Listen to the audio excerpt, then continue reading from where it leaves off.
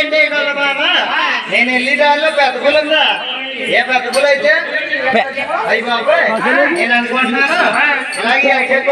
పెద్ద పూలు వస్తే దాన్ని చూసి అలాగే డబ్బాలోకి వెళ్ళిపోతాను నేను చూసి వెళ్ళిపోవచ్చు కానీ వీడైతే కొట్టుకోతాడు అయితే నా ఎనకాలైతే సంవత్సరం పడుతుంది కదా మిగిలిపోతాడు కదా మిగిలిపోతే బ్రిడ్జ్ పెట్టుకోవాలి ఇంట్లో ఉంది కదా ఇంట్లో పెట్టేస్తే ఒక్కటి మొన్న ఎవరు అడిగారండి ఏ కానీ ఇచ్చాడండి నువ్వు ఫ్రిడ్జ్ అంటున్నావు ఆమె ఇచ్చేస్తాడు అది పచ్చెళ్ళి ఆవిడ అక్కడ అడిగిస్తానంటే కొట్టేస్తున్నారు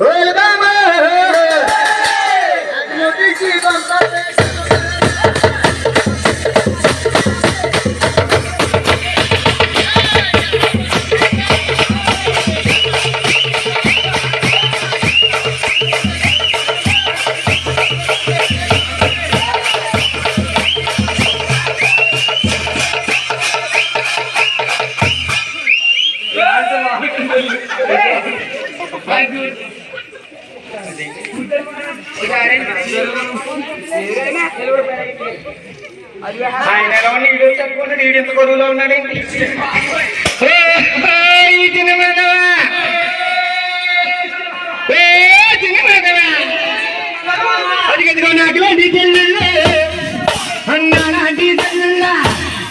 అయ్యో నాగరాజీ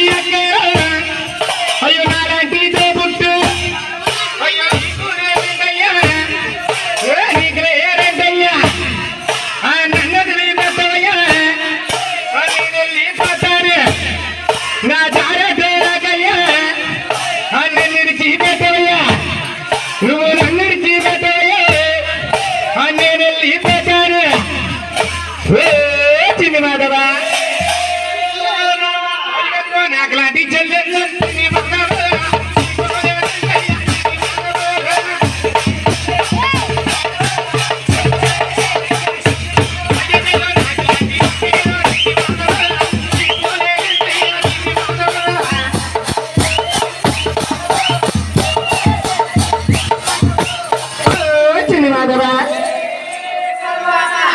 ఏంటంటే గొల్లబామ్మ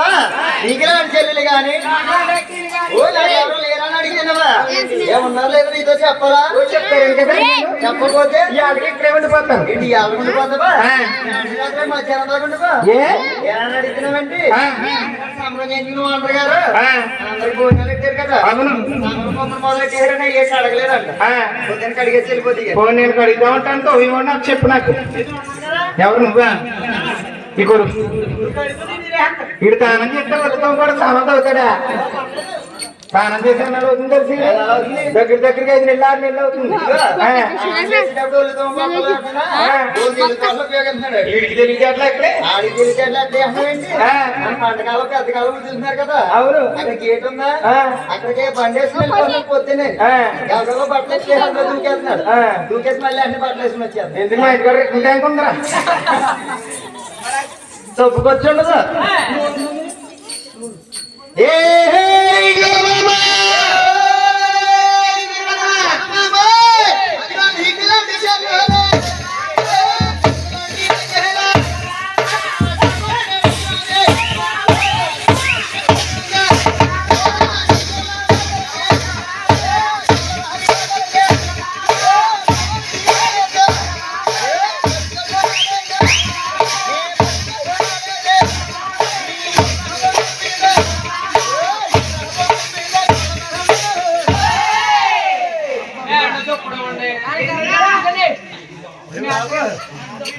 మామూలుగానే తడిచిపోతున్నా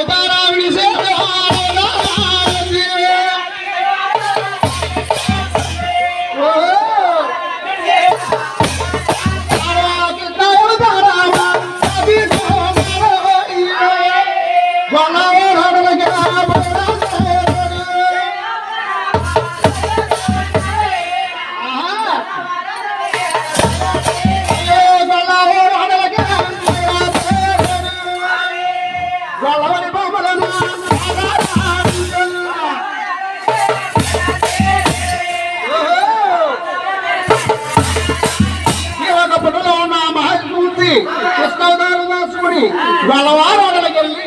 గొల్లవారి బామల్ని చక్కగా ఆటలాడించాడు కూడా అటువంటి టైంలో ఈ ఒక బ్రహ్మదేవుడు శంకరుడు ఈ ఒక లక్ష్మీదేవి కూడా చక్కగా అవతరణ మారుతున్నారు. అదిగో హేమశంకరవాడు బ్రహ్మదేవుడు